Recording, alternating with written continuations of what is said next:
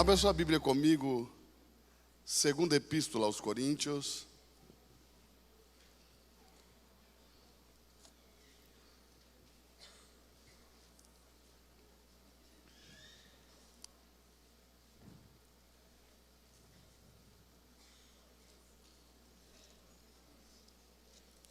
Capítulo 9,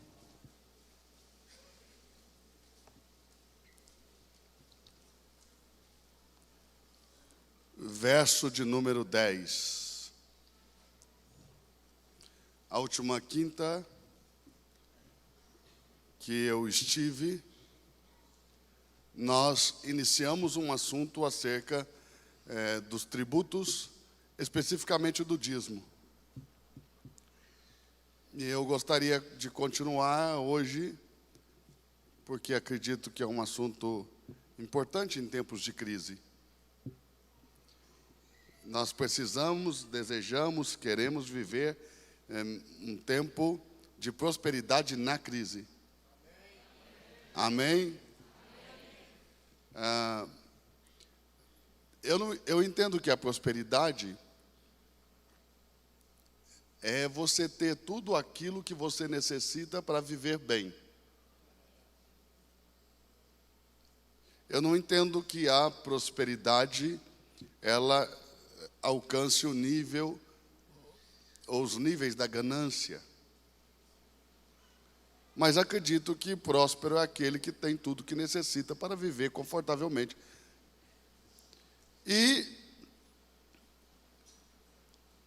há momentos da nossa vida que nós vivemos a escassez, não a falta, a escassez.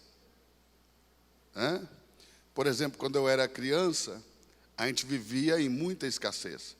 Até porque o nosso país, não entendo como a maioria das pessoas entendem.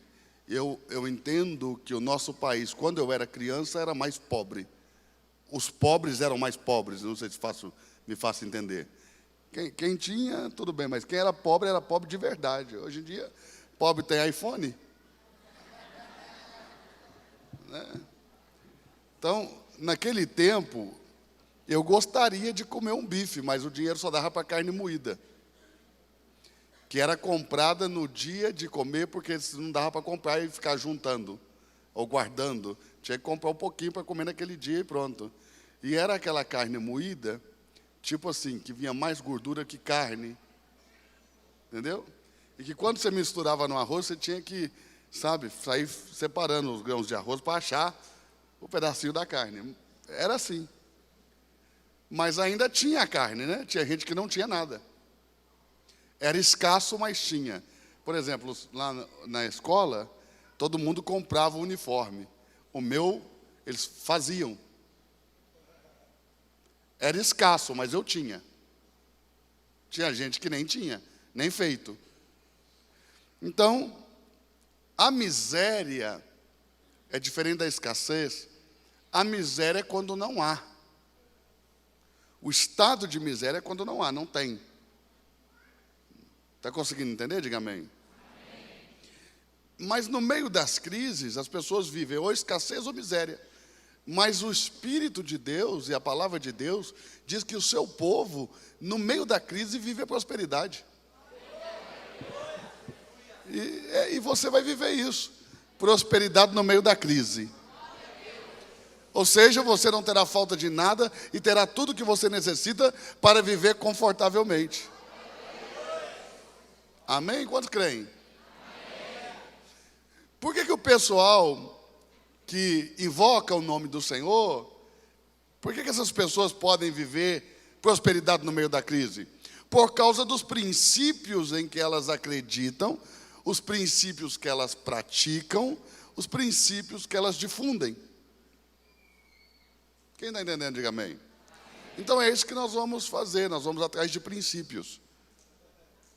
Vamos atrás de conhecer mais profundamente os princípios que norteiam nossa fé. Amém? E hoje eu vou te dar uma chave para enriquecer. Na Bíblia existem muitas chaves de riqueza, muitas chaves para o enriquecimento. Vou te dar uma, mas são muitas. Outro dia, alguém me fez uma pergunta interessantíssima. Ele disse assim: pastor, se o senhor tem poder para fazer que eu fique rico, por que o senhor não fica?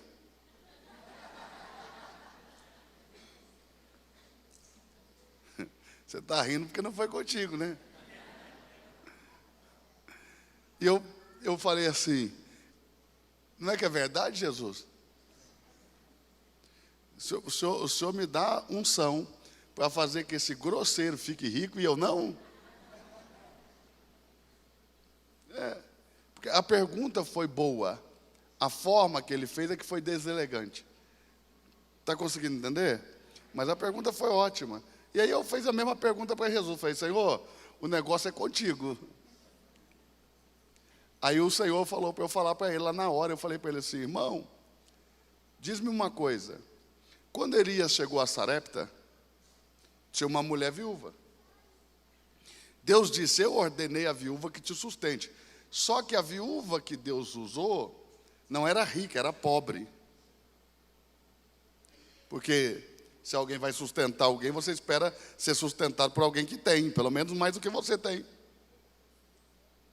E Elias pediu água para essa mulher. Quando ela saiu para buscar água, Elias falou assim: prepara para mim também um bolo. Traz um bolo, traz um bolo. Ela falou assim: não, bolo não tem. A água até ia buscar. Agora, só que você pediu bolo, eu vou parar por aqui. Porque lá em casa está o seguinte: tem um pouquinho de azeite e um pouquinho de farinha, escassez. Não era miséria total ainda, escassez. Mas ela já ia entrar no estado de miséria, ou seja, ela estava migrando da escassez para a miséria. Olha o que ela diz: eu e o meu filho comeremos e morreremos. Farei um bolo para mim e para meu filho, comeremos e morreremos. Aí Elias disse para ela assim: faz para mim primeiro. Mas só tem um. Primeiro é quando tem dois, né? Primeiro para você, depois para mim. Mas só tem um dele, só tem o dele. Se ela der para ele, só tem o dele. Mas a mulher, ela fez. Imagine o Ricardo Boechat de frente para esse camarada, para esse Elias. Hein? Com o que ele falou do pastor Silas, imagina o que ele ia falar de Elias. Quem está aí? Rapaz, Elias é um picareta, aproveitador, malandro, abusador de viúva pobre. Pois a mulher já é velha, a mulher já é viúva, a mulher só tem um bolo, e o cara é homem, é forte, e tomou dela. Argumentando o quê? Foi o Senhor que disse. Ou seja, ele está se alimentando por causa da fé alheia. Porque nós, os profetas, vivemos da fé alheia. Só não vivemos de forma pejorativa, mas vivemos da edificação da fé alheia. E diz o Cristo que o nosso salário é digno, ainda que muita gente ache que não. Está conseguindo entender? Diga amém. Amém. Então, observe, a mulher, loucamente, porque para mim o evangelho é um ato de loucura, tá? Alguém que acreditou que uma virgem deu à luz, irmão, vai duvidar do que mais, gente? Vou falar de novo, que parece que você nem está no planeta. Vou falar de novo. É porque a gente fala, vocês acham que é conto de história, né? Irmão, se você é de Cristo, você acreditou que uma mulher virgem deu à luz. Vai duvidar de mais o quê? Porque eu não sei se você já viu aí outra virgem dessa, nunca vi. Aliás, essa, se a gente não for crente, Se a gente não usar a fé, dá para discutir muito tempo sobre essa aí. Porque os hebreus eram em tudo religiosos demais. A fornicação dava açoites para o homem e até apedrejamento para a mulher. Um anjo apareceu para mim e tal, o Espírito Santo. Irmão, para um povo religioso você podia sair vivo. Quem garante que não foi uma história para se livrar de um castigo? Eu vou até parar por aqui, senão tem gente que vai desconverter. Calma. Mas o que eu estou te dizendo, ou nós cremos ou não cremos, porque lacunas para duvidar, nós temos muitas. Hein? 2 milhões de pessoas saindo do Egito numa noite só. Está de brincadeira. Esvazia Campinas em uma noite? Hoje, com toda a facilidade que nós temos para isso, esvazia. E outra, e vai na frente liderando.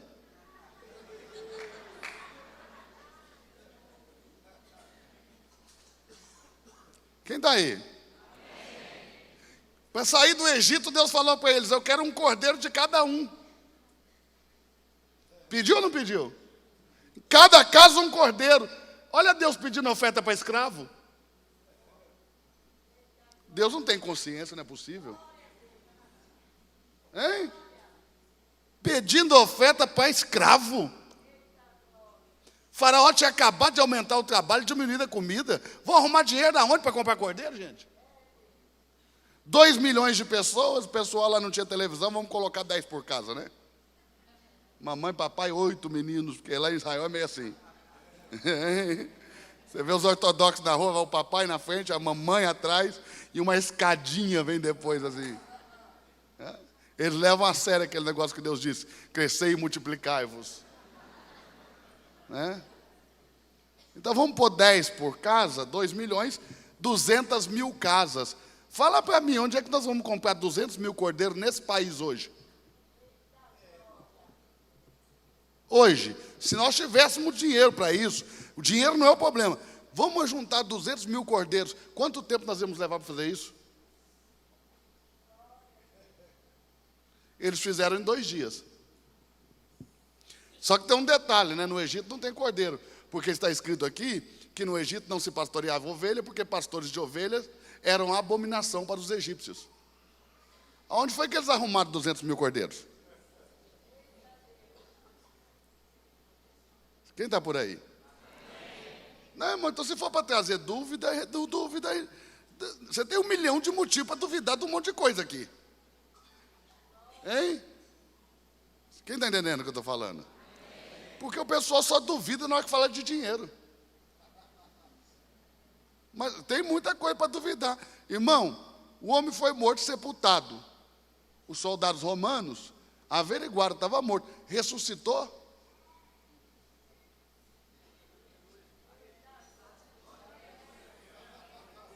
Por que ninguém duvida dessas loucuras? Isso sim é loucura, irmão. Dar dinheiro é fácil. Loucura é crer que morto ressuscita, que virgem dá luz, que 2 milhões de pessoas esvaziaram um país numa noite. Está conseguindo entender? Diga amém. E que arrumaram 200 mil cordeiros. Irmão, você está aí mesmo? Fala alguma coisa para Jesus, para eu saber que você está bem. Aleluia, né? Santo Deus, eu tenho que parar, senão mesmo alguém... Meu Deus, pastor, é isso que eu estava precisando. Então, observe. Na nossa fé, a fé é o dispositivo de vitórias, de milagres e de bênçãos. É crer. Pastor, mas como que eu vou crer se eu não entendo? Você come. Sim ou não? Vai dizer para mim que você entende todo o sistema digestivo. Mas come igual, né? Tem muita coisa na palavra de Deus, irmão, que você tem que comer primeiro, deixar para entender quando der. Quem está aí? Levanta a mão, deixa eu profetizar na sua vida. Eu profetizo na sua vida, na autoridade do nome de Jesus, que essa noite Deus entregará uma chave de vitória, de bênção, de prosperidade, de riqueza, de abundância, para que você caminhe no meio da crise como uma luz que ilumina esse mundo, para que todos olhem para você e vejam a diferença entre os que servem a Deus e os que não servem.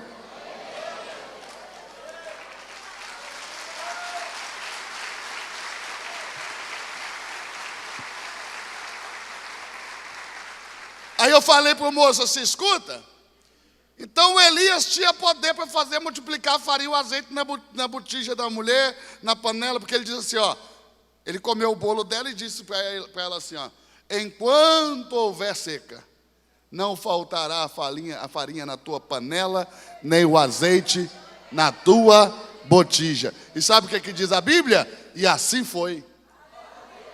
Por que Elias não fez farinha para ele?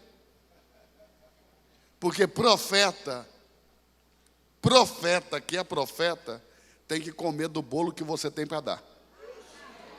Porque esta é a maneira que Deus criou, gerou, de tirar dos profetas a unção e lançá-la sobre você.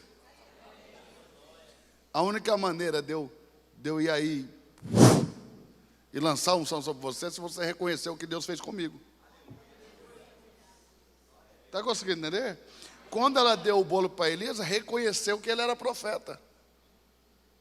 E é disso que nós estamos falando, de reconhecimento e honra. O poder que tira poder de Deus dos profetas. Eu já falei, vou repetir. Eu falo sempre isso.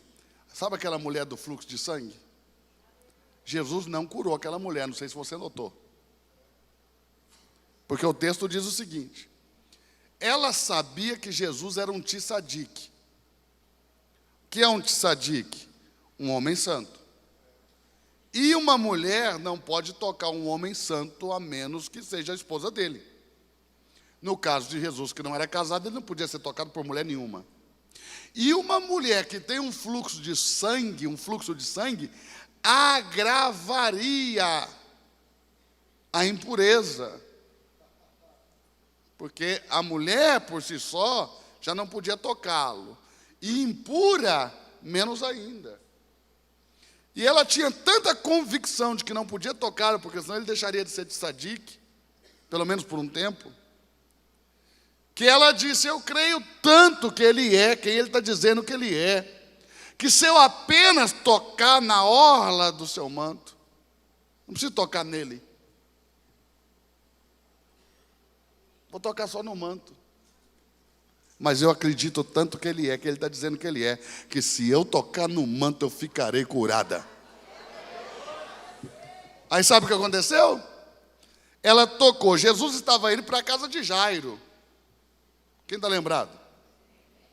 Porque o Jairo era um dos 70 homens que compunham o sinédrio. 70 homens justos. Apesar que tinha alguns lá que eram corruptos.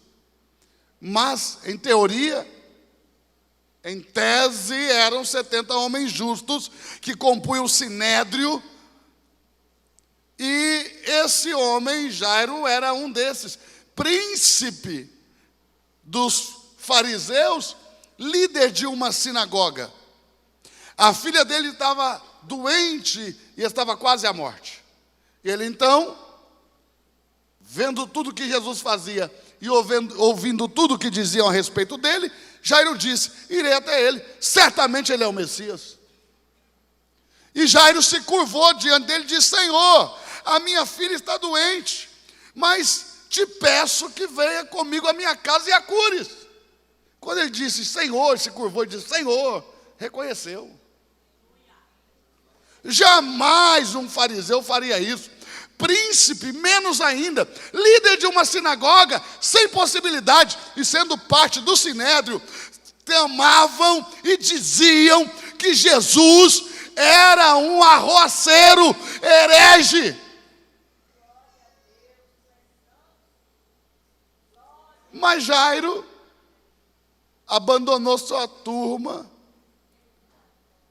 E de vez em quando você precisa abandonar sua turma se você quer alcançar alguma coisa de Cristo. Jairo abandonou sua turma e foi crer diferente. E disse: eu sei que o senhor pode, vamos à minha casa. E sabe o que Jesus disse? Vamos! Porque Deus opera pela honra e pelo reconhecimento. E indo à casa de Jairo, no meio do caminho, como Jesus andava, você já sabe, cercado por uma multidão, todo mundo puxa daqui, pega dali, vem cá, Senhor, me ajuda, me socorre, filho de Davi, para cá, para lá. Aí o homem para. E eu te peço que se coloque no lugar desse pai que está com a filha à beira da morte.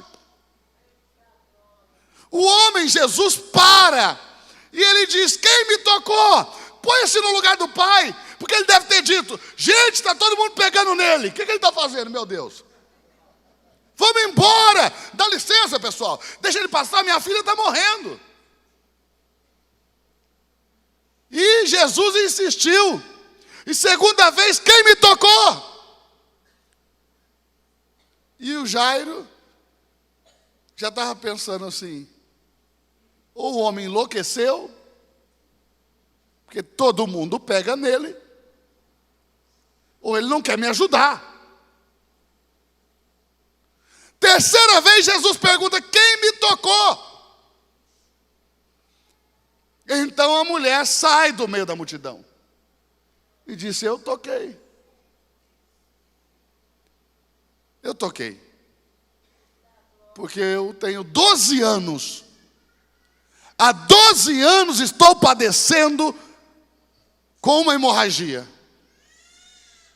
E eu disse: se eu apenas tocar na orla do seu manto, ficarei curada. E toquei, e a hemorragia se estancou, e eu estou curada. Agora, por que Jesus perguntou quem me tocou? Porque ele percebeu que dele saiu o poder. Não foi ele que deu, ele não disse ser curada. Ele não disse eu te curo. Ela arrancou o poder dele quando ela reconheceu quem ele era.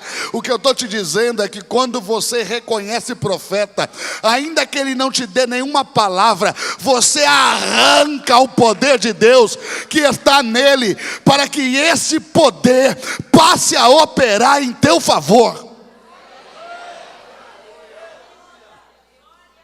Quem está por aí? Está por aí? Balança a mão aí, dá um glória a Deus, pega na unção. Meu Deus, eu estou sentindo uma unção muito poderosa aqui.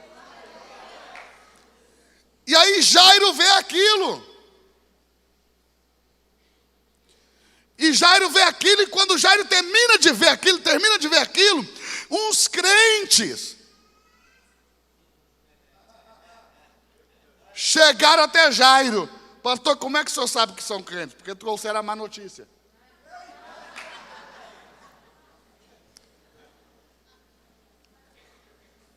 Crentes sem temor, é claro, né?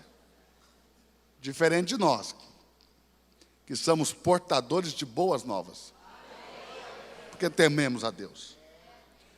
Olha bem, Jairo, não incomode mais o mestre. A menina já morreu. Parece que tem gente que tem prazer em anunciar a nossa desgraça. Hein? Quem já percebeu isso aí? Quem já teve essa percepção? Parece que tem gente que tem prazer de anunciar nossa derrota. Tem gente que tem prazer de anunciar nosso fracasso. Tem gente que tem prazer de anunciar as nossas desgraças. Tem gente que tem prazer de anunciar que nós perdemos. Querem sepultar por toda a lei os nossos sonhos. Querem sepultar por toda a lei nossas alegrias, nossa felicidade, nosso amor. Mas Jairo, lá dentro dele, pensou: vocês estão dizendo isso porque não viram o que eu acabei de ver. A mulher estava há 12 anos padecendo com uma hemorragia, tocou nas vestes, foi curada. Imagine o que acontecerá à minha filhinha de 12 anos. Se ele entrar na minha casa e colocar as mãos sobre ela, ainda que ela esteja morta, voltará a viver. Jesus, conhecendo o pensamento de Jairo, olhou para ele e disse apenas isso: Jairo, crê somente. Crê e será do jeito que você desejou no teu coração. Creia e será da maneira que você imaginou. Creia e será do jeito que o seu coração ansiou. Creia e Ele fará satisfazer os desejos do teu coração. Mas creia, creia, por favor, creia.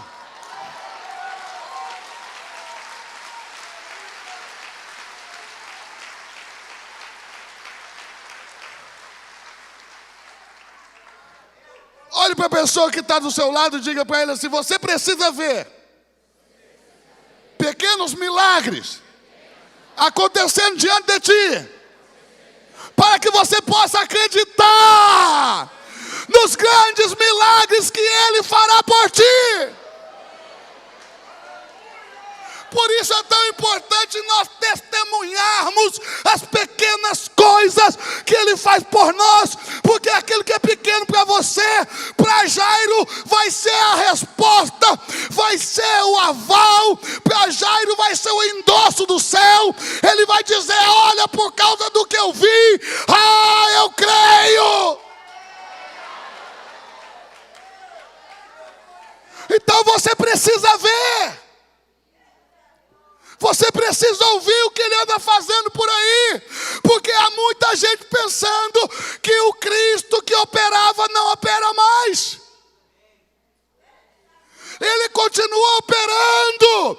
É as mulheres que não andam saindo do meio da multidão para dizer o que ele fez por elas. São essas mulheres. A igreja, a mulher, que ao invés de sair e dizer eu toquei, fica escondida. Comece a dizer. Se eu começar aqui a dizer o que ele fez por mim, irmão, você vai sair daqui crendo que é a coisa mais difícil, mais impossível, mais milagrosa que você precisa, certamente já não será mais tão difícil. Quem está aí? Quem está aí? Quem crê? Quantos acreditam nisso? Quem crê? Eu sinto esse lugar tomado por uma unção. Eu sinto esse ambiente sendo permeado por uma unção que pode mudar a tua vida.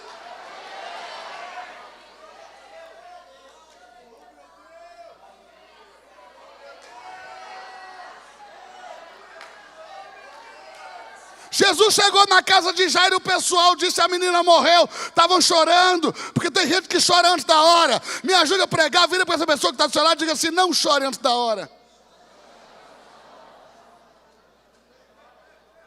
Quando todo mundo diz que morreu, Jesus disse: só dorme. Para a glória de Deus, é claro. Dorme para ser despertado, para Deus ser glorificado na tua vida.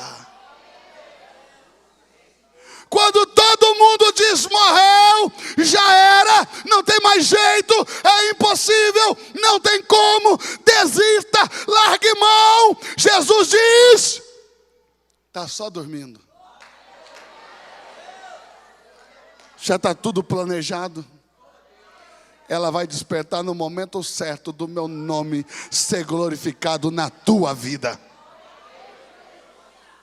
Eu quero dizer uma coisa para você. Por mais que muitos disseram que os seus sonhos morreram, eu, como profeta do Senhor, te digo: não morreu não. Os teus sonhos não morreram. eles estão adormecidos para serem despertados no momento certo de Cristo, o Filho de Deus, ser glorificado na tua vida.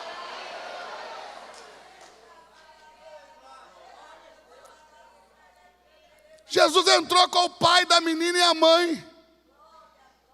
Guarde esse princípio. Por que Jesus, acompanhado do pai e da mãe, entrou no quarto onde estava a menina, não permitindo que ninguém mais entrasse? Porque Jesus trabalha debaixo do princípio de autoridade.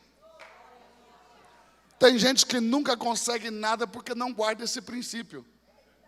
É algo simples. Jesus vai... Quem é a primeira autoridade de Deus na vida da menina? Os pais. Jesus trabalhou debaixo da autoridade. Mas quando ele entrou no quarto, ele disse: Talita, cumi! Talita, cumi! Menina, levanta-te! Ele não disse: morta, ressuscite. Não estava morta. Não estava morta. Jesus não precisa ressuscitar os teus sonhos, porque eles não morreram. Ele só vai despertá-los. E a menina se levantou, e quando se levantou, Jesus disse aos pais: agora deem de comer a ela. Alimentem-a. Alimentem a menina. Alimente-a. Por quê? Porque a menina estava morrendo por causa da mulher do fluxo de sangue. Porque essas duas mulheres, uma de 12 e outra de 24, simbolizam duas gerações de uma mesma igreja, de uma mesma mulher, de uma mesma esposa, de uma mesma noiva. O que Deus está ensinando é que quando uma geração velha não dá voz, não alimenta uma geração mais nova, a geração mais velha começa a sangrar e a mais nova começa a morrer. Está conseguindo entender ou não? Por que as novas gerações estão cada vez menos crentes?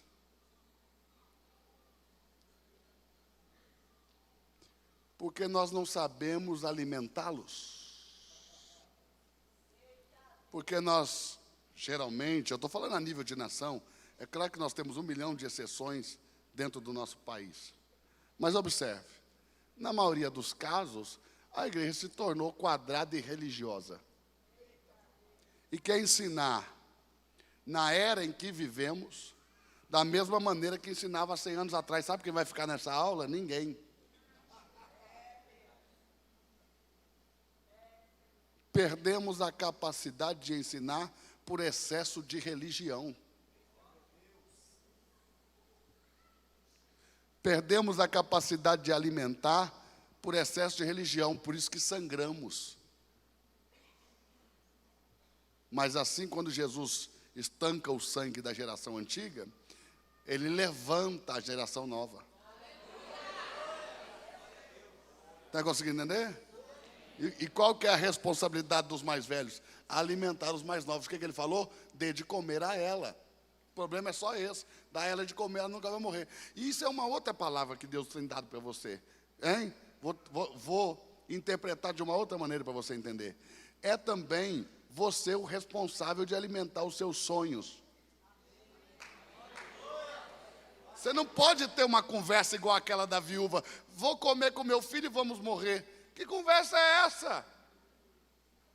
Que conversa é essa? Vai morrer nada. Você tem que dizer, como está escrito: poderá Deus preparar uma mesa no deserto? Poderá Deus preparar-nos uma mesa no meio do deserto? Olha a resposta do Salmo: se faltar comida na terra, Ele vai mandar do céu.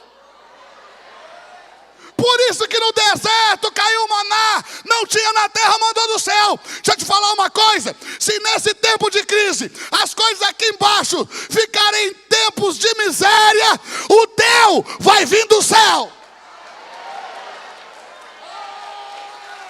Você não está crendo? Escute o que eu estou te dizendo. Se tudo ficar ruim aqui, a ponto de faltar, a tua parte virá do céu, porque Deus te prepara uma mesa no meio do deserto.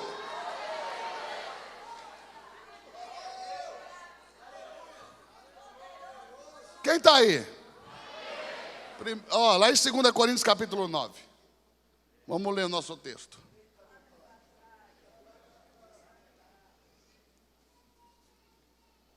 Verso 10. Ora, aquele que dá semente ao que semeia. Eu já vou ler numa boa tradução, porque essas bíblias furrecas que a gente compra na esquina. Infelizmente, não deixa eu te mostrar não, que você vai querer jogar fora agora, vai. Presta atenção. Eu vou ler já numa boa tradução. Ora, aquele que dá semente ao que semeia, também vos dê pão a comer. E multiplique a vossa sementeira. E aumente o fruto da vossa justiça. Quem está aí? Ora, aquele que dá semente ao que semeia, também vos dê pão a comer. Sabe o que está acontecendo? Estamos voltando. Esse texto aqui nos remete ao Gênesis, ao período antes do homem pecar. Ouça bem. Quando Deus fez o homem, Gênesis capítulo 2, verso 7. Então formou o Senhor Deus o homem do pó da terra e soprou nas suas narinas o fôlego de vida, e o homem foi feito alma vivente. Deus tomou esse homem e colocou num jardim. Lá no verso 15. Deus coloca o homem no jardim. Só que no verso 8, antes de Deus introduzir o homem no jardim, Deus plantou o jardim. Plantou. Não pense você que ele disse assim: terra, produza árvore que dê semente, produza árvore que dê semente. Não foi isso que ele fez. Ele plantou, manuseou com a mão. Não me pergunte como. Mas o que o texto diz é isso, que ele plantou. A outra maneira, ele usou o verbo bará, quando ele diz haja. Ele diz terra, produza árvores que deem frutos, árvores que deem frutos, que deem sementes. Agora ele não disse, ele foi lá e plantou. Deus foi lá e plantou. Ele preparou o campo. Ele plantou as árvores. E o jardim que Deus plantou tinha árvores que agradavam os olhos, ou seja, ornamentais, e árvores frutíferas.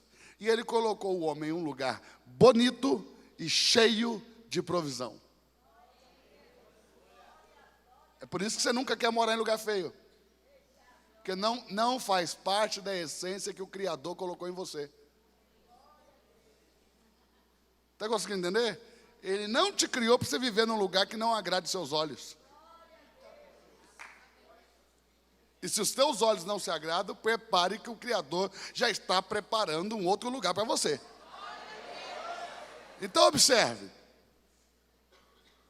Ele põe um homem lá e diz para o homem, no verso 16, de todas as minhas árvores você vai comer, pode comer. Quem está aí? Então ele colocou o homem no jardim e deu o pão. Deu o pão. E ele diz para o homem, você vai lavrar a terra. Ou seja, ele deu a semente, mas também deu o pão. O homem ia ser lavrador da terra, mas já era provido. Colocou Deus o homem no jardim do Éden para o lavrar e o guardar. Ou seja, o homem era lavrador, mas já era provido. Igual 2 Coríntios 2,9. O que te dá semente para plantar, também te deu o pão para comer. Então, se Adão era provido por aquilo que Deus plantou, quem está comigo? Quem está comigo, dá um grito bem forte aí, bem, aleluia, glória a Deus, amém.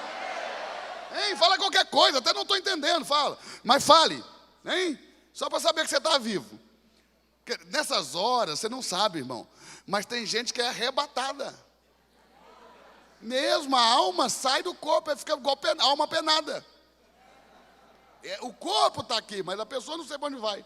Então tem que voltar. Ó, preste atenção. Deus colocou o homem no jardim e proveu. Certo? Ele deu a semente e o pão. Quando o homem peca, Deus vai tirar ele do lugar da bênção, porque ele habitava em uma dimensão diferente.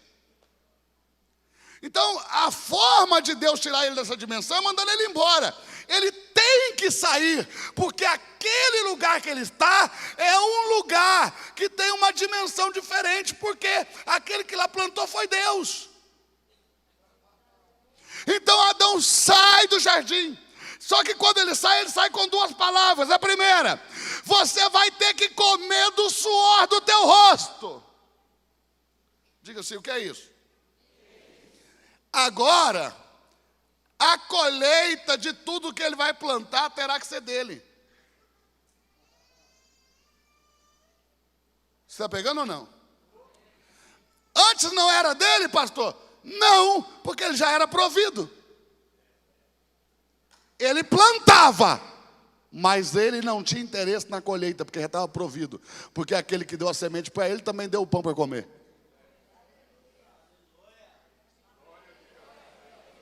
Quem está entendendo?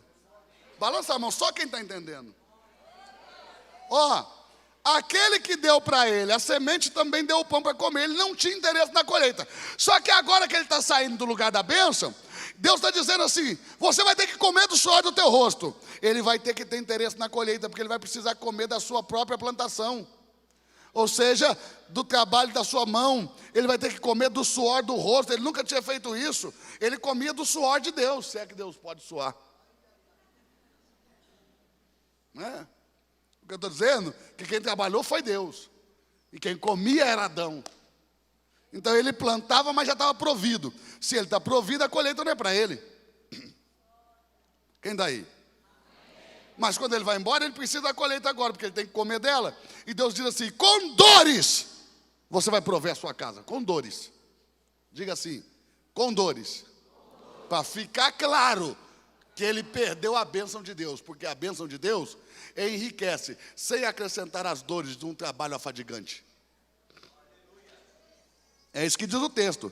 A bênção de Deus enriquece, sem acrescentar as dores de um trabalho fadigante. Quem está aí?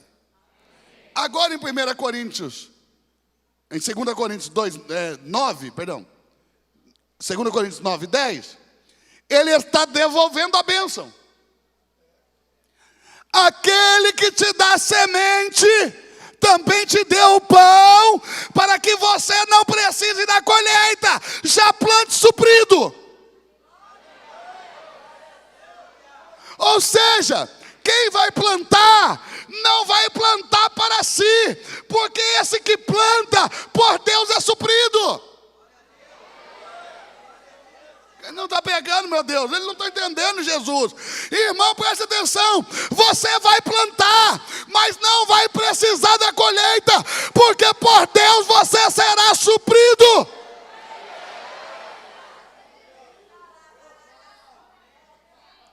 Aquele que vos deu semente, também vos deu pão a comer, ele multiplicará a tua sementeira. Aí você pensa, enriqueci, claro, multiplicou a sementeira, multiplica a colheita. Sim ou não? Aí tu pensa, enriqueci. Não, porque a colheita não é para ti. Olhe para quem está do seu lado e diga assim: nenhum de nós aqui fomos chamados para plantar para nós mesmos.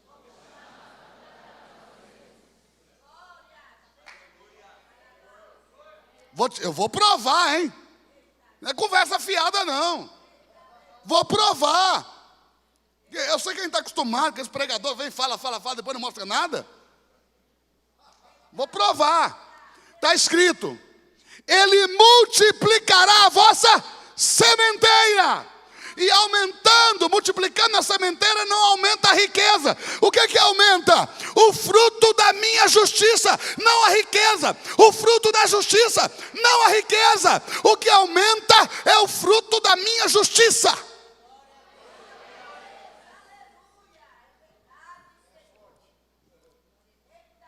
Porque o lógico é: se aumentou a sementeira, aumente a riqueza. Mas não, aumentou a sementeira e aumentará o fruto da minha justiça.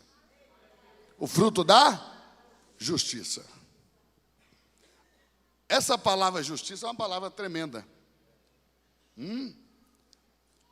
Em hebraico, tzedek. Justiça. E a palavra esmola tem origem na língua hebraica. A palavra esmola, que no nosso país se tornou algo pejorativo, porque fala em esmola, você pensa de um cara com um copinho de ferro, com as moedinhas fazendo barulho, né? Mas esmola em hebraico é tzedaká. Justiça tzedek, esmola tzedaká, ou seja, faça justiça comigo. Como há uma ordem na palavra que Israel não pode permitir que haja pobre no meio deles, e você vá lá que você não vai ver. Aqueles judeus que você vê com aquela fitinha vermelha, vendendo aquela fitinha vermelha, pedindo na rua, porque lá não tem pobre, o governo cuida de todos. Mas aqueles que vendem aquelas fitinhas vermelhas, quem já foi a Israel e viu isso que eu estou falando? Tem alguém? Não? Meu Deus, vou convidar vocês para ir para Israel. Hein? Dia 20 de novembro eu vou com os meus alunos. Se vocês quiserem ir, fale com o pastor Mirko, aí nós podemos ir todo mundo juntos. E nós vamos estudando nos lugares. Porque uma coisa é você ler a Bíblia, outra coisa é você andar nela. Muda tudo. Então tem uns judeus lá, mas são os judeus que vieram da Rússia. E aí eles não pararam de beber. Então eles trocam essa fitinha para beber, porque bebida o governo não dá. E para eles, então, adquirirem as ajudas que o governo tem para dar, porque o país é autossuficiente e rico para ajudar todo o povo, população pequena, 7 milhões de pessoas, agora presta atenção. Tem que cumprir alguns requisitos, tem que aprender o hebraico, tem que ir à escola, tem que isso e aquilo. Eles não vão, querem só... Então eles ficam trocando umas fitinhas vermelhas né? Mas, olha bem, não há pobre em Israel. Eles têm essa preocupação. Então, quando alguém é pobre, ele tem falta, está em estado de miséria, ele grita, tzedaká, quer dizer, faça justiça comigo. E alguém pega dinheiro, não moedas, dinheiro, e dá para aquela pessoa começar o seu próprio negócio.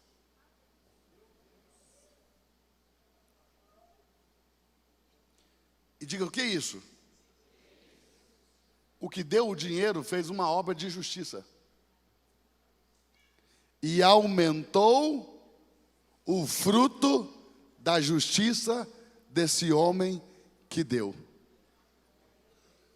Porque a colheita dele é para isso, para fazer justiça com o próximo. Deus provê ele de uma tal maneira que toda a sua colheita serve para fazer justiça com aquele que está necessitado. Quem está aí? E quando você pega do fruto da tua colheita e faz uma obra de justiça, o fruto da tua justiça aumenta. E quando aumenta o fruto da tua justiça, a cada fruto você se torna mais rico. Aí sim, o fruto da tua justiça te enriquece. Vou provar, vamos ler, verso 10. Ora, aquele que dá semente ao que semeia, também vos dê pão a comer, e multiplique a vossa sementeira, e aumente o fruto da vossa justiça, para que em tudo enriqueçais. Tá aí, irmão, não estou louco não. Se não gostar, dá para rasgar também essa página. Gente que não gosta, rasga. Fazer o quê? Está escrito. Para que aumente o fruto da vossa justiça, para que em tudo sejais enriquecidos. Deus quer que você faça justiça por alguém, para que Ele possa te enriquecer, porque Ele não pode enriquecer quem não é justo, e só é justo quem pratica a justiça. O conceito que você tem de justo é o certinho e o errado. O conceito que Deus tem de justo, justo é o que faz justiça por aquele que está sendo injustiçado. Por isso que Ele é chamado Jesus Cristo justo. Porque estava suprido, mas veio plantar e colher para você. Porque Ele plantou a vida dele para colher a sua. Ele não precisava, Ele já tinha vida eterna. Quem está aí? Para que tudo enriqueçais. Olha para quem está do seu lado e diga assim: quer saber por que Deus está interessado em te deixar rico? Pastor, não estava nem sabendo que Deus queria me deixar rico. Pois é, irmão, Ele quer te deixar rico. Para quê? Por que Deus quer me deixar rico? Para toda a beneficência, para toda a generosidade para com o necessitado.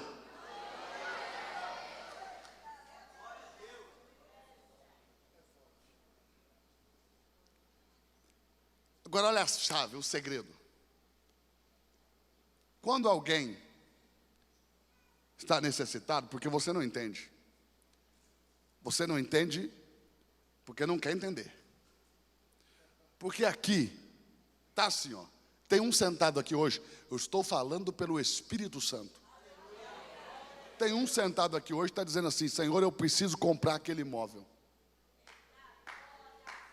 Escute bem, porque a minha empresa precisa crescer.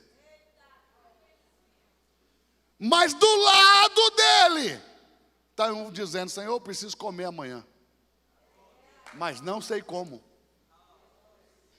Diga assim: a resposta de um está sentado do lado do outro.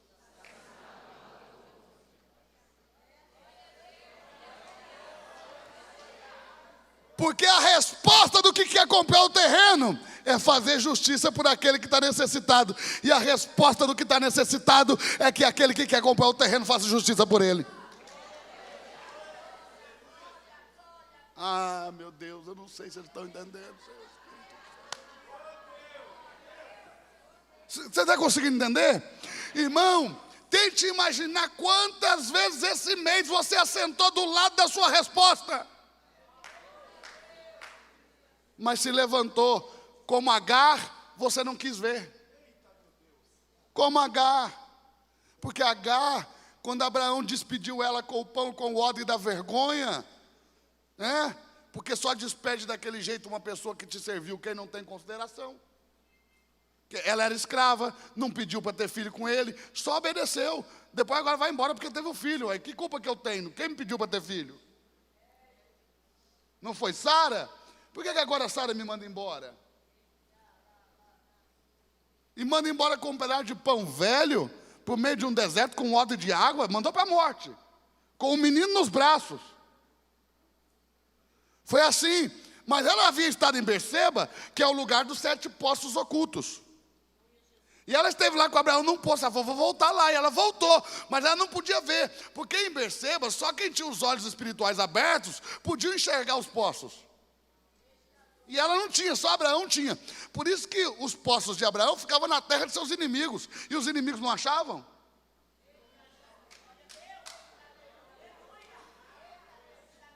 Hein?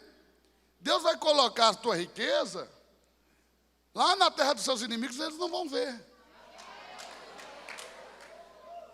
Então presta atenção. Aí, olha, eu estou dando um parênteses aqui para te explicar o negócio, senão você não vai entender. Só dando um parênteses, pequeno parênteses. Já volto para a mensagem. Mas aí, a Agar pegou o menino, colocou debaixo de uma árvore e se afastou do menino a distância de um tiro de flecha. E disse: eu não quero ver o menino morrer. Acabou o pão, acabou a água do odre. Sentou Agar, começou a chorar e a gritar. Então o céu se abriu e o anjo do Senhor apareceu. Irmão, na hora do teu desespero vai ser assim: o céu vai se abrir e o anjo do Senhor vai aparecer. Aí o anjo do Senhor aparece e olha para ela que está chorando em prantos, em lágrimas, gritando, clamando a toda voz, a plenos pulmões. E ele diz assim: Agar, por que choras? Irmão, Deus tem umas perguntas. Hein? Agar, por que choras? Se fosse você, ia dizer: quer que eu te conte mesmo?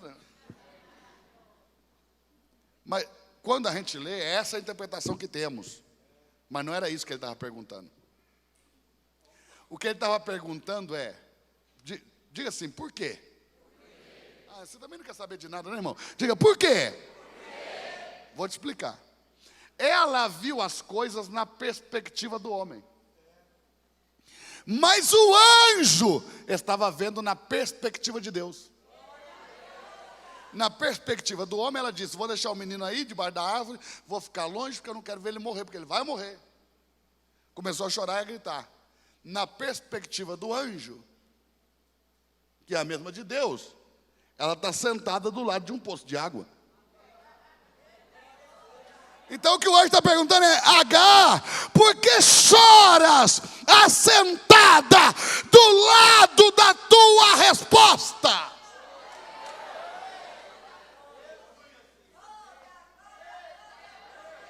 Mas não estou vendo nada. Então o anjo abriu os olhos dela e disse que ela viu o poço ao lado dela. Estava do lado. Irmão, você tem que ser sentado do lado da tua resposta. Quem está aí? Quem está aí? Balança a mão, deixa eu ver. Eita, glória a Deus. Então observe. Está sentada do lado da resposta. Aí ela pegou o odre, encheu de água e foi levar para o menino. Irmão, mas só podia ser crente. Irmão, sabe aqui, deixa eu te falar uma coisa. Sabe as coisas ruins que têm acontecido na sua vida? Não é o diabo. Porque você é filho de Deus. Essas coisas ruins que estão acontecendo na sua vida é Deus quebrando o seu odre. Porque é a única maneira de você tomar posse do poço. Porque senão você faz igual a Agar, você quer encher o odre. Deus te dá um poço, você quer encher um odre. Em vez dela buscar o menino, ela foi encher o odre. Olha aqui para mim. E eu profetizo que Deus vai quebrar todos os seus odres, até não sobrar nenhum. E declaro que você vai tomar posse dos poços, das nascentes, das fontes que Deus está separando para você. Quem está aí? Levante as duas mãos para o céu. Pega aí como se estivesse pegando um odre espiritual na sua mão. Pega esse odre. Eu vou contar até 3. No 3 você vai jogar esse odre no chão, vai dar uma sapateada nele e vai dizer: na minha vida odre nunca mais. Você vai tomar posse dos poços que Deus tem para você. Amém? 1, 2, 3. Na sua vida, odre nunca mais, irmão. Tome posse dos poços que Deus tem separado para a tua vida.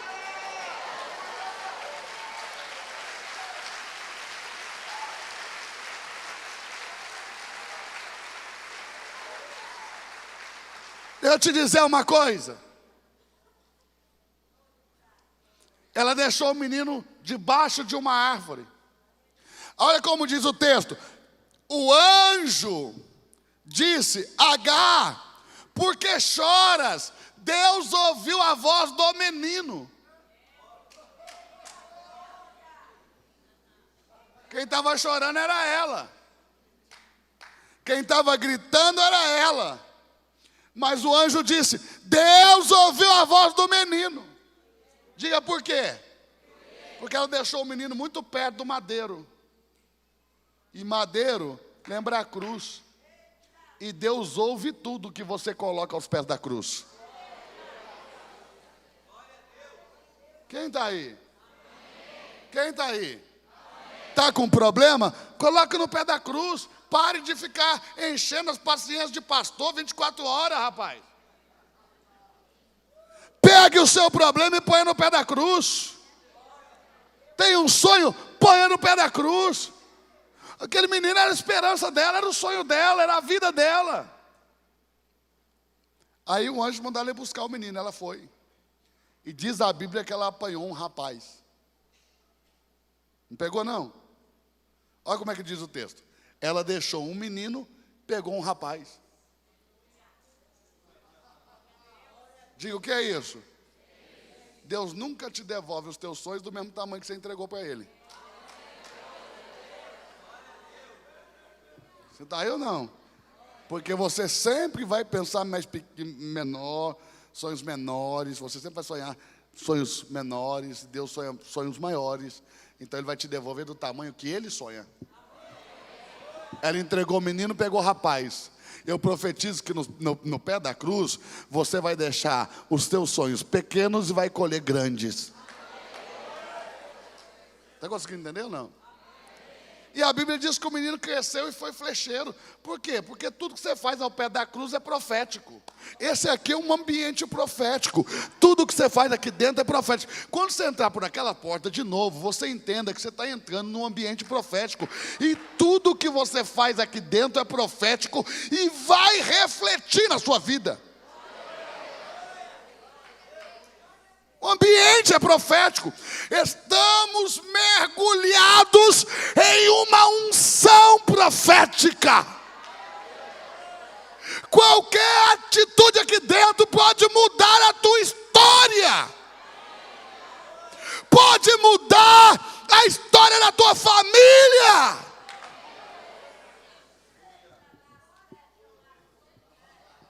O menino foi flecheiro. Quando o menino cresceu, foi flecheiro, conquistou todos os poços de água de Berseba. Quando ele se tornou o dono de todos os poços de água, lá na terra de Abraão houve uma seca. É claro que não é Deus, né? É coincidência.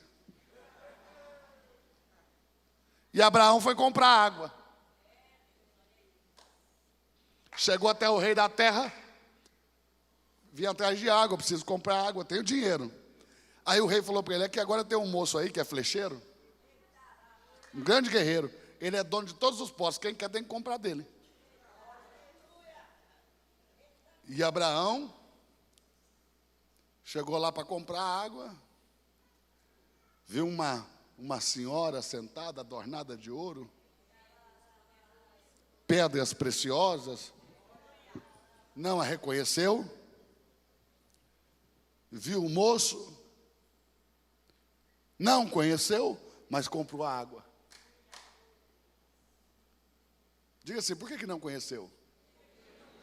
É igual os irmãos de José, não conheceram José, mas José conheceu eles. Abraão não conheceu Ismael, Ismael conheceu Abraão. Diga assim, por quê? Porque os medíocres nunca mudam. Gente medíocre não muda, passa 10 anos e continua o mesmo, você reconhece. Mas pessoas que caminham com Deus, elas mudam. Ficam irreconhecíveis. Levanta a mão, deixa eu profetizar na sua vida. Quem um dia despediu você com o pão da vergonha, com o ódio da humilhação, assim diz o Senhor: um dia terá que vir comprar água nos teus poços.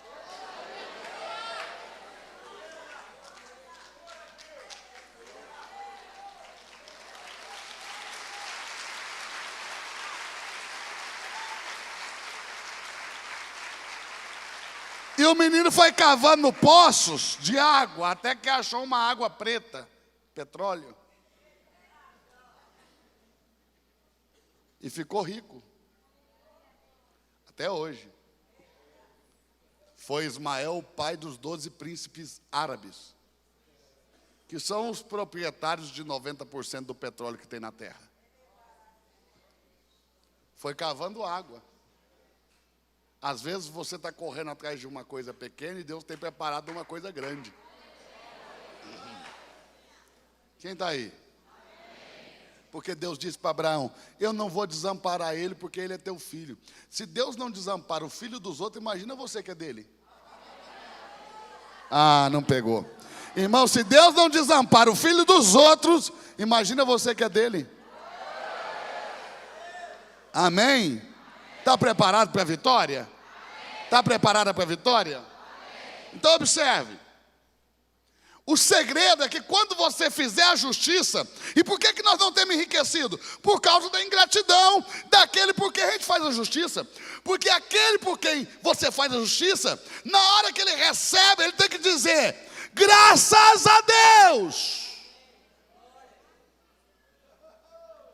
Graças a Deus que proveu você de uma tal maneira que você não precisa da sua colheita. E na hora que ele diz graças a Deus, lá na sua conta vai trim. Bom, o bicho está ingrato, agora está assim, ninguém fala mais graças a Deus por nada. É capaz de você ir lá e dar uma oferta para ele, e ele pegar e virar as costas e sair. Não dizer graças a Deus, não orar mais. Quando Deus me revelou isso, estava passando em Cascavel, lá na cidade de onde eu venho. E Deus me revelou essa palavra. No mesmo dia, um camarada parou no sinal lá, fazendo uns malabares, um argentino, veio pedir umas moedas. Eu meti a mão em 2 moedas. Quando eu fui entregar as moedas, o Espírito Santo falou: mas não acabei de falar contigo? Aí eu devolvi as moedas, abri a carteira e peguei uma nota de R$100. Dei para o moço. Quando eu dei a nota para ele, ele olhou para ela, começou a chorar, ajoelhou na porta do carro e disse: graças a Deus.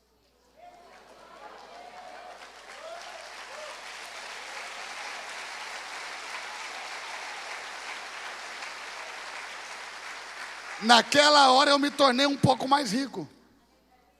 Olha aqui, olha aqui, olha aqui. Verso 11. Para que em tudo enriqueçais, para toda a beneficência, a qual faz que por nós, por nossa causa, se deem graças a Deus.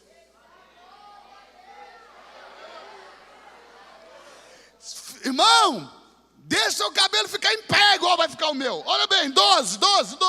Verso 12. Porque a administração desse serviço, outra tradução, porque a prática deste ministério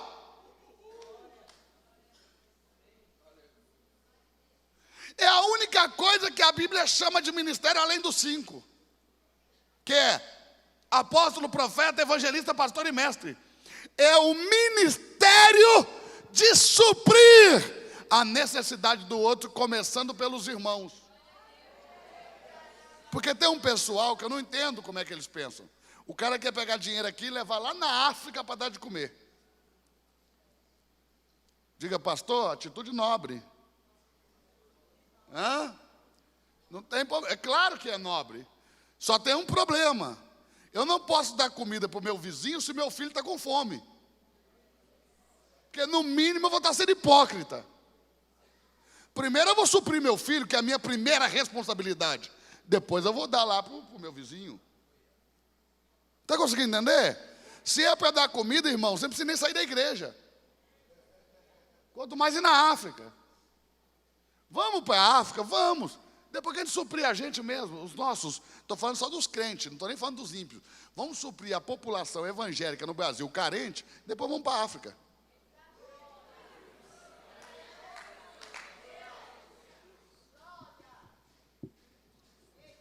Porque não sei, o pessoal fala da África como se a África fosse um lugar pobre. Ou é muita ignorância, ou é falta de viajar, né? Porque os pregadores vão para a África e voltam com ofertas assustadoras. Que aqui no Brasil, sei nem falar isso vou para cadeia, se falar que eu ganhei um negócio desse. Entendeu? Porque aqui eu vendo DVD a R$15, lá na África eles vendem a $30. E o povo compra.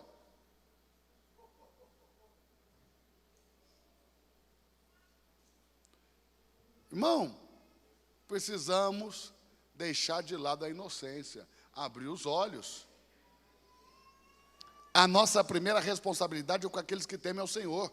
Se nós não conseguimos suprir quem senta do nosso lado no culto, como é que você quer suprir gente na África, rapaz? Pastor, aqui na nossa igreja não tem necessidade, amém. Então vamos ensinar a outra para não ter também. Amém? Porque olha bem, olha o verso 12. Porque a administração desse serviço, a prática desse ministério, não só supre a necessidade dos santos, olha o alvo de Deus, os santos, mas também retunda em muitas graças que se dão a Deus, e é isso que nos enriquece, que o outro dê graças a Deus. Quando ele dá graças a Deus, você fica mais rico. Olha para quem está do seu lado, quer ficar rico? Está aí a chave. Faça que por tua causa alguém dê graças a Deus. Só para a gente terminar, corre lá para Gênesis, corre para Gênesis. E a gente termina. Vou terminar porque eu sei como é que é, está cheio de crente. Crente não aguenta muito.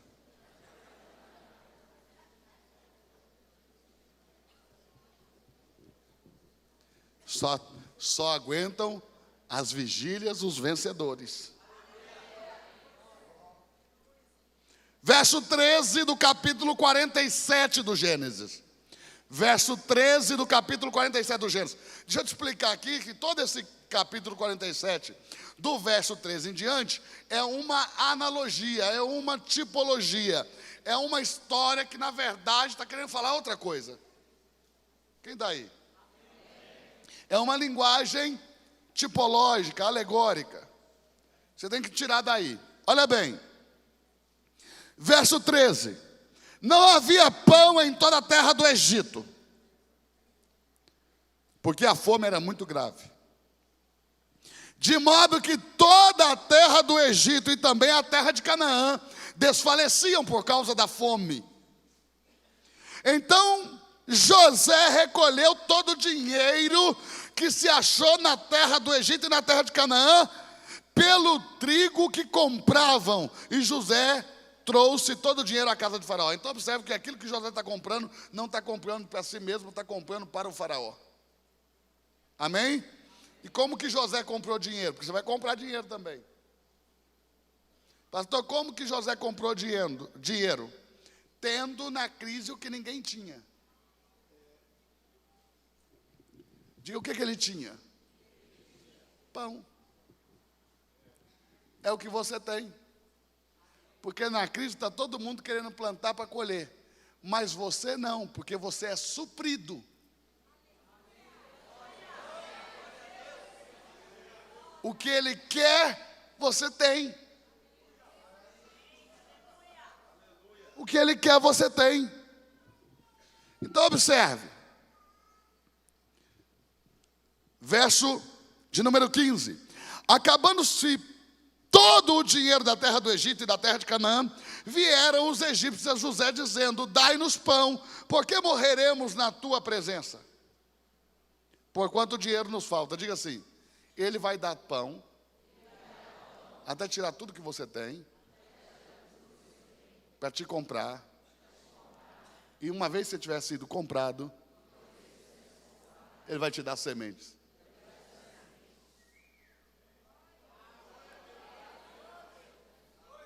Entendeu? Tem gente que só entrou em crise para se converter, só.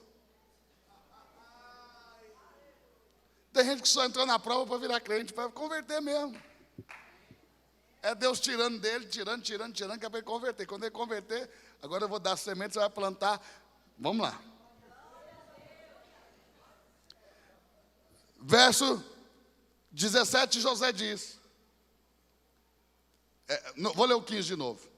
Acabando-se, pois, todo o dinheiro da terra do Egito e da terra de Canaã, vieram os egípcios a José, dizendo: dai-nos pão, porque morreremos na tua presença, porquanto o dinheiro nos falta. E José disse: Dai o vosso gado, e eu vos darei o pão pelo vosso gado, se vos falta o dinheiro. E trouxeram o seu gado a José, e José lhes deu pão em troca de gado, de cavalo, de rebanhos, de ovelhas, de vacas, de jumentos, e o sustentou de pão durante todo aquele ano, pelo seu gado. E acabando aquele ano, vieram eles no segundo ano, dizendo: não ocultaremos ao meu senhor que não possuímos mais rebanhos, nem animais, nem dinheiro, não temos mais nada, não ficou nada diante do meu senhor, senão o nosso corpo e a nossa terra. Nosso corpo e a nossa terra. Porque morreremos diante dos olhos do meu senhor? Compra-nos a nós e a nossa terra por pão, e nós e a nossa terra seremos escravos de Faraó. Tem umas Bíblias que tem um eufemismo aí, né? A palavra é servo, mas é escravo. Quem está aí? É escravo. Seremos escravos de Faraó. E dai-nos sementes para que vivamos e não morramos, e a terra não nos desole. Então José comprou toda a terra do Egito para Faraó. Olha aqui para mim. Já pegou ou não? Já entendeu? José é Cristo, Faraó é o Deus. E José é Cristo que está comprando de volta para Deus tudo aquilo que Adão perdeu. Por isso que diz: ele comprou para Deus com o seu sangue os que procedem de toda tribo, língua, povo e nação. Então, ele é Cristo. José aqui é uma tipologia de Cristo, ele aponta para Cristo, porque também é Cristo quem dá semente ao que semeia, não diz o texto? Que é Cristo quem dá semente ao que semeia? Olha o que vai dizer o texto, olha o que vai dizer o texto. Verso 20, assim José comprou toda a terra do Egito para Faraó, porque os egípcios venderam cada um o seu campo, porquanto a fome era muito forte, prevalecia sobre eles, e a terra ficou sem de Faraó. Quanto ao povo, fê-lo passar a uma extremidade das cidades, a outra extremidade da terra do Egito. Somente a terra dos sacerdotes ele não comprou, porque os sacerdotes tinham uma porção ordenada por Faraó, por isso não venderam suas terras. Verso 23, então José disse ao povo: eis que hoje vos tenho comprado a vós e a vossa terra para Faraó. Eis aqui que tendes sementes para vós, para que semeeis a terra a José. Agora que eles não têm mais nada, José comprou eles, agora eu vou te dar semente. Por que José não deu a semente no primeiro momento? Porque eles iam fazer o que fizeram durante todo o tempo: comer as sementes. Porque quem tem a semente, mas não está suprido, come ela. Só planta quem está suprido. Por isso aquele que te dá semente também te deu o pão. Senão você vai comer a semente em vez de plantar. Você está aí? Quem está aí? Olha o que José vai dizer. Há de ser, porém, verso 24, que dareis 1/5 a Faraó, as outras 4 partes serão vossas, para que semeie a vossa terra, para mantimento, para os que estão em vossas casas, para que comam vossos filhos. E eles disseram: a vida nos tem dado. Alguma semelhança? A vida nos tem dado. Se achamos graças aos teus olhos, faça-se do jeito que você quiser. Então, ou seja, eles se tornaram escravos, sim ou não? Responde para mim: se um escravo semeia o campo, a colheita pertence a quem? Ao escravo ou ao seu dono?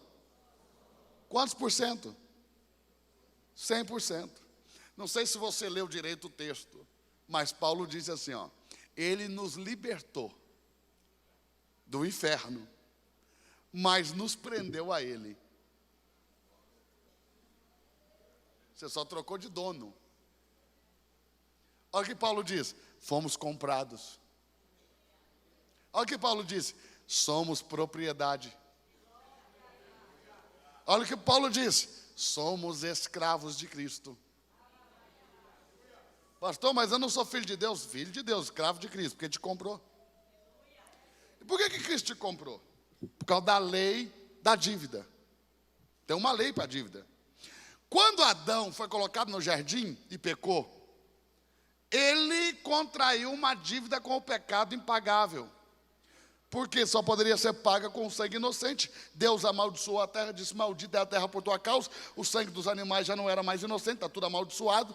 Adão já não era mais inocente, Eva não era inocente, Caim e Abel já nasceram contaminados, não tinha mais jeito. A única maneira, derramando sangue inocente, não tinha inocente. Então ele contraiu uma dívida que não podia pagar. Olha como é que diz a Bíblia: aquele que peca é escravo do pecado. Por quê? Porque diz a lei de Levíticos, no capítulo 25, que quem contrai uma dívida e não pode pagar, se torna escravo do credor. Por isso que aquela mulher, que tinha um marido que trabalhava na escola dos profetas, que era o Obadia, o profeta, foi até Eliseu dizendo: meu marido morreu e ficou uma dívida impagável, porque ele 2 anos sustentou os filhos dos profetas naquela caverna escondida por causa do rei Acabe, e agora vieram cobrar, e eu não tenho dinheiro para pagar, e vão levar meus filhos como escravos. Está conseguindo entender? Diga amém. Aí Eliseu falou para ela que é negócio do azeite, vai lá, enche as botijas, lembra? Pagou a dívida e viveu do resto. Mas quem contrai uma dívida não pode pagar, vira escravo. Essa é a lei. Então diz o texto de Levítico capítulo 25, que se alguém contrair uma dívida e não conseguir pagar, ele vira escravo, sua família vira escravo. Se o patrimônio dele der para pagar a dívida, ele perde tudo e sai livre. Se não, ele se torna escravo. Mas ao escravo existe uma lei chamada a lei do resgate. Ou seja, todo aquele que foi escravizado por causa de dívida tem o direito, na lei de Deus, tanto na espiritual quanto na lei escrita, quanto na lei oral, ele tem o direito de um parente remidor. Ou seja, se a um dos seus familiares, seus avós, tios, primos, irmãos, pai, mãe, se alguém alcançar a riqueza, pode pagar a dívida. Ele deixa de ser escravo do estranho e vai ser escravo do familiar, porque se supõe que o familiar não vai judiar dele como um estranho faria. Já tem gente falando: deixa eu ficar com o estranho, pastor.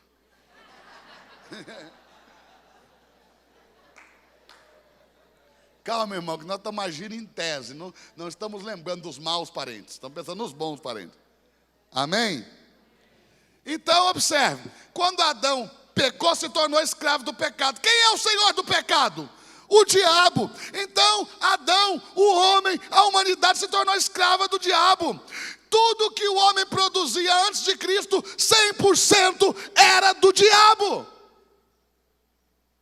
Se ele tinha um carro, era do diabo. Se construiu uma empresa, era do diabo. Se ganhava dinheiro, era do diabo. Se tinha filhos, era do diabo. Ele era do diabo. Tudo pertencia ao diabo. Ah, pastor, eu não era. Você não queria ser, meu filho, mas era.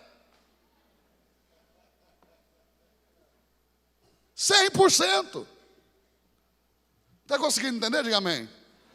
Agora, que parentesco há entre Deus e o homem? João 4,24 diz que Deus é espírito, o homem é carne, não há parentesco. Não podia Deus nos resgatar debaixo dessa lei, a menos que Deus nascesse da carne.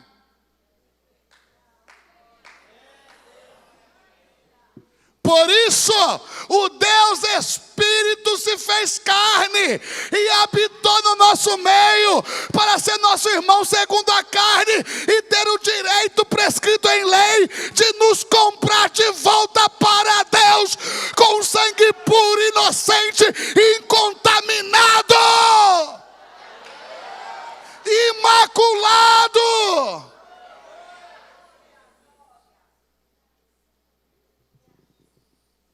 E assim foi. E agora deixamos de ser escravo do diabo e passamos a ser escravo de Cristo. Agora me responda: 100% de tudo que o escravo tem é de quem?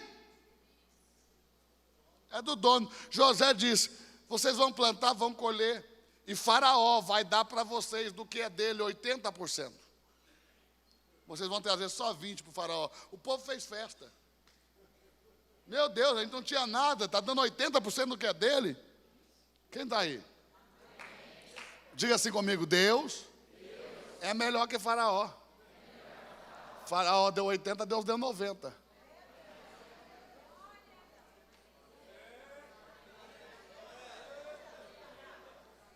Vê se acorda. Quando você dizima, não é você que está dando 10 para Deus, é Deus que está dando 90 para você, do que é dele por dízimo. direito porque Ele te comprou.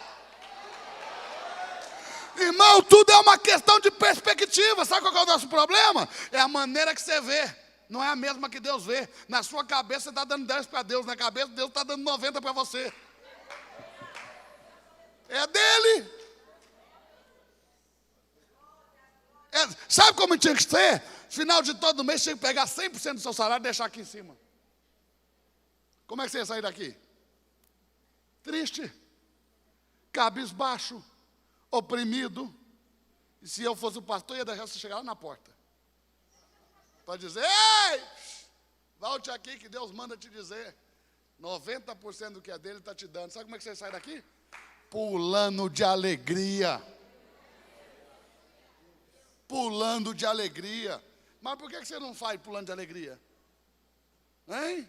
Porque Deus confia tanto em você que deixa tudo na sua mão e só fala: tira o meu e põe aqui. Fica com o que eu estou te dando. Quando você dizima, ouça o que eu vou dizer, é impossível alguém honrar a Deus com dízimo, porque dízimo é Deus honrando o homem.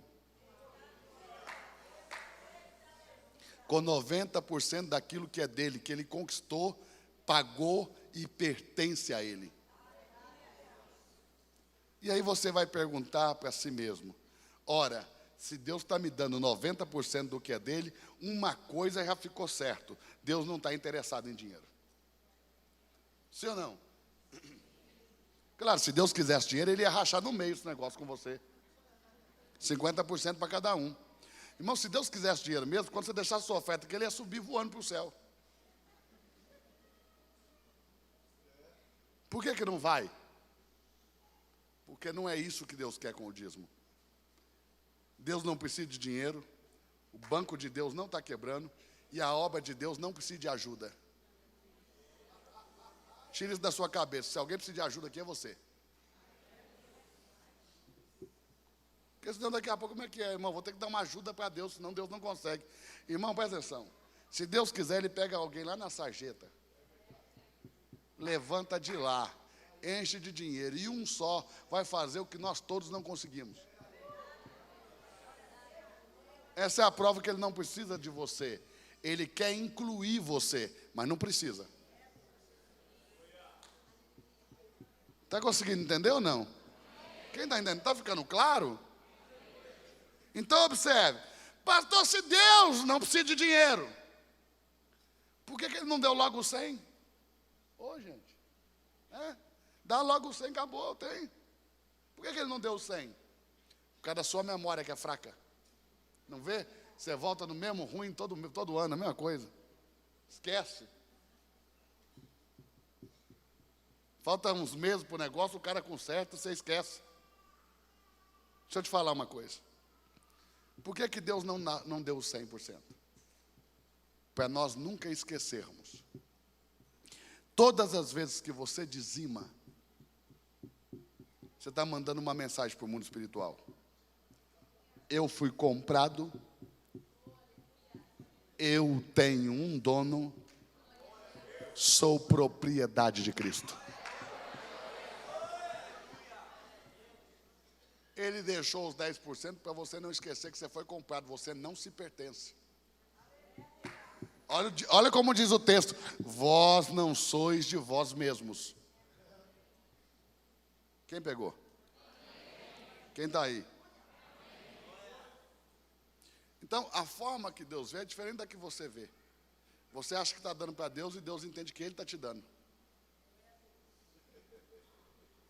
Quando que eu honro a Deus? Quando dos meus 90%, voluntariamente, eu dou algo. Porque os 10% eu não estou dando. É dele. É Ele que está me dando 90%. Mas aí o que Ele me deu é meu, eu posso pegar e ir embora. Mas se voluntariamente eu tirar alguma coisa e der, a Bíblia chama essa oferta de sublime adoração. A oferta voluntária, sublime adoração, olha como é que diz a Bíblia: altos louvores. Quem está aí ainda? Nessa hora tem gente que quer ir embora. Mas Deus te segurou. O Espírito do Senhor te segurou aqui. Então, observe. Quando dos meus 90% eu tiro algo e trago, então isso honra a Deus. Então observe, dízimo não honra a Deus. O que honra a Deus são as ofertas. É impossível honrar a Deus com os dízimos. Dízimo é Deus honrando o homem. Agora,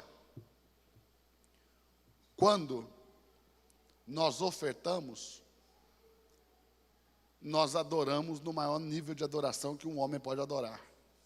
Quando nós ofertamos, nós oferecemos os mais altos louvores que um homem pode oferecer. Mas quando nós dizimamos, nós declaramos, eu tenho um dono. E quando você declarar que você tem um dono, Satanás vai pensar 1 milhão de vezes antes de mexer com você. Porque agora você não é mais uma terra baldia, um terreno abandonado. Você tem dono. E as pessoas costumam pensar antes de mexer com aquilo que tem dono. Quem está aí? Quantos estão entendendo o que eu estou dizendo? Vamos honrar a Deus? Vamos honrar a Deus? Então pega aí a sua oferta, para nós encerrarmos o nosso culto, selando essa palavra no nosso coração com uma oferta de honra. Uma oferta de honra. Olha, você sabe que outro dia um aluno meu falou assim para mim: pastor, por que é que nós temos que pagar para estudar a Bíblia? Eu disse: você devia ter feito essa pergunta quando eu estava no seminário pagando, né, irmão? Agora que eu sou professor. Hein? As pessoas costumam fazer a pergunta na hora errada. Quando eu estava pagando, ninguém perguntava isso. Agora que eu estou ganhando, todo mundo quer saber por que eu estou ganhando. Aí eu disse para ele o seguinte: você quer a pergunta, a resposta natural ou a resposta espiritual? Aí você sabe, ele falou que era espiritual. Porque todo mundo quer o espiritual, mas nem sempre suporta. Falei, então vou te dar a espiritual. A espiritual é essa: ninguém deve comer o pão da vergonha. Qual é o pão da vergonha? Todo o alimento que você come, usufrui, ganha com ele, mas não paga por ele. Ele é vergonha na sua vida. Quem está aí? Então toda vez que alguém te alimenta com aquilo que é espiritual, você precisa retribuir com aquilo que é material. Isso que a Bíblia diz: eles compartilham com vós das coisas espirituais e vós compartilhareis das coisas materiais. Dizendo dessa maneira assim, ó: reparta dos seus bens com aquele que te instrui. A Bíblia não manda você dar oferta para pastor, a Bíblia manda você repartir bens. Bens é aquilo que entra no seu imposto de renda, querido. Está conseguindo entender? Não vamos nem falar dessa parte, né, irmão? Senão vai ter gente que vai desviar. Não aguenta. Ó. E o pão da justiça é aquele que você paga por ele. Por exemplo, pregador. Pregador nunca pode ouvir mensagem sem ofertar. Porque eles não aguentam, eles pregam a mensagem do outro. Ou seja, então ele não pagou nada e ainda vai ganhar com aquilo. Porque funciona assim: quando eu prego, o pastor oferta na minha vida, não a igreja. E eu gosto de ministrar oferta nas igrejas, ainda que todo mundo tenha me aconselhado. Pastores, acredito no que eu estou falando. Pastores têm me aconselhado: para de ministrar oferta, para de falar de oferta, isso vai te queimar. Os pastores vão te usar, vai levantar dinheiro até a hora que eles aguentar, depois vai queimar você. Eu falei para eles, sabe o quê? Sabe o que eu falei para eles? Falei assim: deixa eu falar uma coisa bem clara para vocês. Em primeiro lugar, quanto mais vocês pedirem para eu parar, mais eu vou falar. Só para começar. Segundo, eu não prego porque pastor me pede, eu prego porque eu creio. Porque o pastor amigo, por exemplo, nunca me pediu para falar nada aqui. Ele falou: fala isso ou deixa eu falar aquilo. Jamais. Eu falo aquilo que Deus colocou no meu coração. Esta é a mensagem que eu carrego em mim. E o pastor é que me oferta. Se você der, não der, para mim não vai fazer diferença nenhuma, porque ele vai me dar de todo jeito. Então, quando eu peço, eu tenho esse coração em paz, porque eu estou querendo que você pratique a verdade. Não tenho interesse no que você vai dar, porque eu não vou levar. Não vou levar, não vou ganhar nada. Está conseguindo entender? Se você ofertar ou não ofertar, eu vou ganhar o mesmo tanto. Ele vai me honrar, sempre honrou. Então nós temos que parar de ser inocente, começar a raciocinar. Porque aqui não tem oferta dividida. Não estou dividindo nada com ele, nada, não tem isso. Nunca falei para ele, você vai me dar tanto ou deixar de dar tanto. Nunca pus preço, valor. Porque, irmão, eu não usufruo do que eu prego, eu creio no que eu prego. Agora deixa eu te dizer uma coisa bem clara, para você entender isso de uma vez por todas. Quando nós te ensinamos, queremos que você pratique, para que você veja. E aí a Bíblia diz, são mais prudentes os filhos das trevas. Eu não gosto desse texto, mas eu tenho todo dia que olhar para ele e dizer, é verdadeiro. Porque eu nunca vi, e mamãe foi macumbeira, até eu chegar na idade da adolescência, um pouco mais. Deixa eu dizer uma coisa, eu nunca vi ninguém ir para o terreiro de macumba sem levar alguma coisa. Porque, irmão, vai no terreiro, começa a fazer o louvor para a pombagira, deixa ela descer e não ter champanhe lá não, você não quebra o terreiro. Não leva o champanhe, não leva o cigarro, não leva o espelho. Chama lá o Zé Pilintra e não tem a cachaça. Chama ele, não tem cigarro. Aí a gente vem aqui e chama a Deus de mão vazia. Mesmo Deus falando na Escritura o tempo todo, não me invoque de mão vazia, não invoque o meu nome de mão vazia, não venha na minha festa de mão vazia, porque crente é danado para ir em festa de mão vazia. Mas a gente insiste em fazer. Por que o culto aqui começa com louvor? Não é para você tirar a urucubaca que você traz da rua.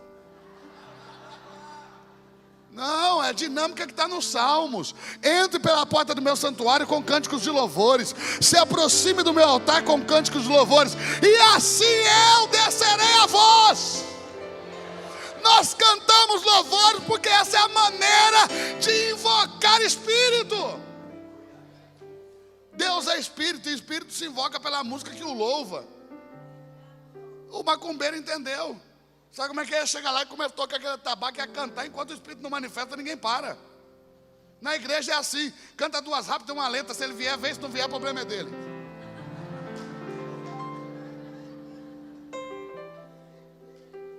Mas deveríamos louvar até que ele se manifestasse. Há uma diferença entre estar presente e estar manifesto. Na maioria das nossas reuniões, Deus está presente, mas não está manifesto. Qual que é a diferença? Aponte o dedo aí para o Senhor Manerique. Levante o dedo assim, levante. Aponta para o Senhor Manerique. Toma um perdido aí, tá vendo? Só 2, 3, 4. Mas olha bem, Eduardo dos Reis Manerique.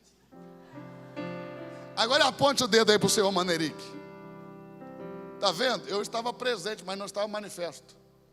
Quando Deus só está presente, fica todo mundo perdido. Você não sabe para onde olhar. Você não sabe para onde voltar seu coração, sua mente. Aí o culto é fadigante, é cansativo, é pesado. Você entra rindo e sai chorando. Mas de tristeza. Entra alegre e sai pesado.